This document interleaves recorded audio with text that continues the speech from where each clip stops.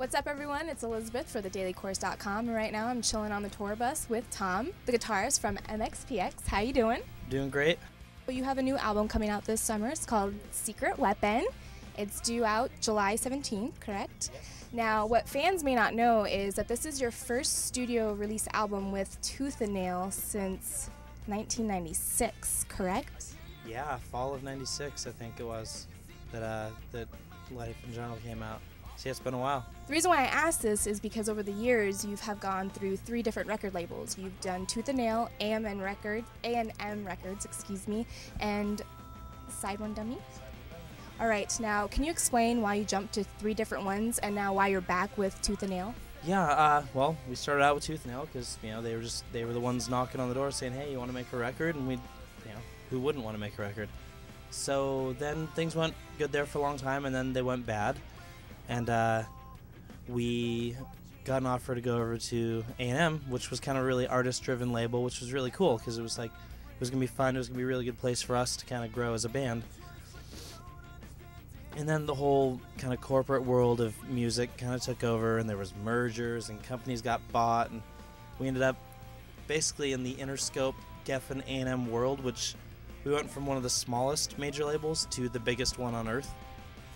Exactly where we didn't want to be. So we were stuck there for a couple years, made a bunch of records, just, kind of trudged through it as hard as we could. And then they finally released us, said, we don't need you anymore, see ya, which was awesome for us because we wanted out of there so bad. So we went back and we were free agents again, and we called our friend Joe, who runs Side One Dummy, and we were like, hey, we're out, we're free, we think about putting on a record with us, and they were into it, and we took our time making that record, and once we made it, it was kind of a return to form a little bit. And then, we just toured like crazy and kind of had a bit of a little resurgence, I guess. And, Tooth and Nail, we did some songs with them over the summer for a re-release of a B-Sides record. And we were working with them, and it just seemed really like a good working environment. And they hit us up. They're like, hey, we want you back. And they made us just an offer we couldn't refuse. Speaking of the new record, you have some collaborations, some interesting collaborations. The owner of thedailycourse.com is a huge Superdrag fan. How did that collaboration come about with you? We've known John from Superdrag forever, like for a really long time now. And when it came to this record, it was just like, we'd always wanted to get him on a record, and our producer was friends with him, and he was like, who'd be really sweet on this song? John Davis. And we were like, yes, definitely, done. So called him up, and he was like, of course I'll do it, so it's great, So would you consider yourself a bigger fan, or is John Davis a bigger fan of MXPX? Oh, I think I'm a bigger fan of Superdrag than John Davis would be of MXPX. Speaking of collaborations, there's quite others. Do you mind talking a little bit about how they've influenced the album, what they gave to the album? Yeah, we have, on the first song, Secret Weapon, we have Brian Baker from Bad Religion. He's playing a solo on it, just giving a little bit of the noodly. He's a great guitarist. It was just awesome to have him on there. On the second song, our friend Tim, who sings for Sugar Cult, he came in, we sent him the files, and he screamed a little bit on the song, and it just sounded great. We just loved his voice. Our friend Benji from Good Charlotte sings on a verse, kind of alternate, like back and forth, like Mike to Benji to Mike to Benji kind of thing. John Davis from Superdrag on Sad Sad Song.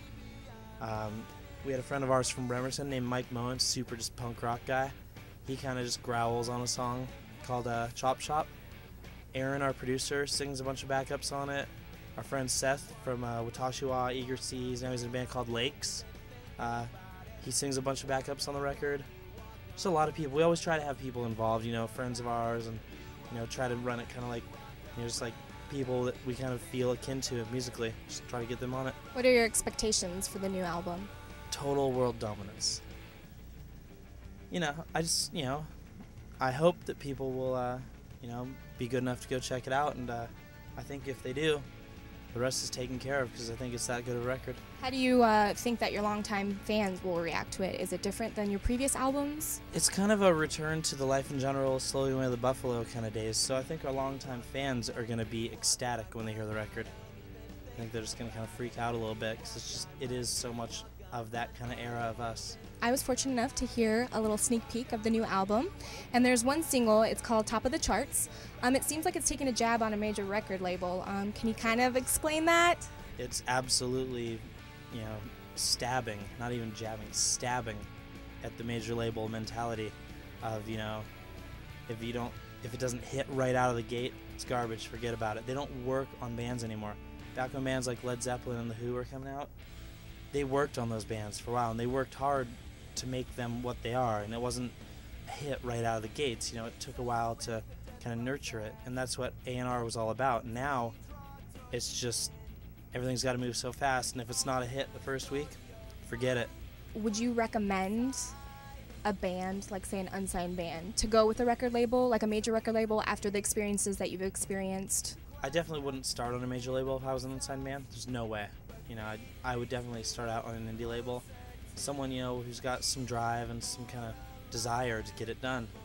You know, I wouldn't just go straight to the major label world. It's not a fun place to be if you don't hit right out of the gate. Speaking of unsigned bands, if you were managing an unsigned band today, what is one key advice you'd give them in order to succeed in the music industry? Just practice like crazy. Don't record a demo for like the first year you're a band. You know, just practice, practice, practice. Write as many songs as you can, you know, find out what works for your band and what doesn't, you know, and just get out and play those songs live.